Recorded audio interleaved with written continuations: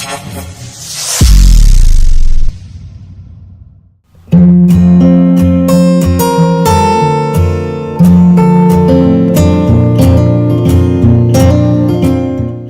Virus के चलते पूरे देश में लॉकडाउन हो चुका है, जिसे लेकर आम जनता और मजदूर तबके को बड़ी तकलीफों का सामना करना पड़ रहा है, जिसे लेकर भिवंडी शहर में उन्हें भोजन देने का काम तमाम तरह की सामाजिक संस्था, दानवीर और प्रशासन द्वारा किया जा रहा है। लेकिन शहर और आसपास के आवारा कुत्तों का जीवन भूख के मारे बद से बदतर हो चुका है, जिसकी सुध लेने वाला कोई नहीं है, जिसे लेकर भिवंडी शहर की दीप्ति देशमुख ने इस बेजुबान जानवरों की भूख मिटाने का कार्य अपने हाथों में लेकर उनकी भूख मिटाने का कार्य कर रही हैं।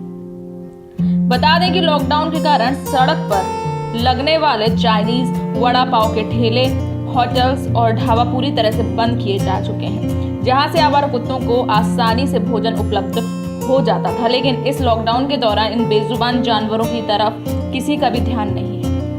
ऐसे में तरंग सेवा धाम संस्था की दीप्ति देशमुख ने इन बेजुबान जानवरों की तकलीफ देखकर उनकी सहायता करने का बीड़ा उठाया है। दीप्ति देशमुख समय समय पर अपने सहयोगी के साथ मोटरसाइकिल पर शहर के अलग अलग परिसर में जाकर आवारा कुत्तों और उनके बच्चों को बिस्किट और पानी लेकर उनकी भूख मिटा रही है। हालांकि देशमुख पिछले 25 सालों से इन जानवरों की सेवा कर रही है। सगळ्यात पहिले म्हणजे भिवंडीमध्ये कोरोनाची लागत अजून झालेली नाही आहे, तरी लॉकडाऊन हा प्रकार झाल्यामुळे हे जे प्राणी आहेत त्यांची फार उपासमार झालेली आहे। कारण जे ढाबे आहेत किंवा हॉटेल्स आहेत हे बंद झाल्याने त्यांच्यावरतीच यांचं जीविका चाललेली आहे।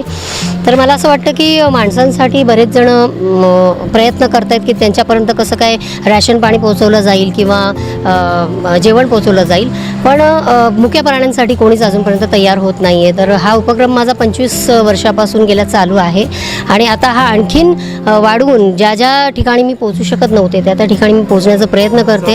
तसं तर मी नेहमी जवळजवळ 450 कुत्र्यांचं मी बिस्किट देऊन थोडंफार पोट भरण्याचा प्रयत्न करते आणि आता ते आणखीन वाढवण्याचा प्रयत्न केलेला आहे। जवळजवळ 600-700 कुत्र्यांना मी काल दिलेला आहे। एक भूक असते आणि ती सगळ्यांमध्ये असते, मनुष्य असो किंवा प्राणी असो, आणि ती जाणून घेण्याचा प्रयत्न मला वाटतं सगळ्यांनी करायला पाहिजे। याच्यासाठी एक प्रेरणा म्हणूनही आपण मला वाटतं करायला पाहिजे।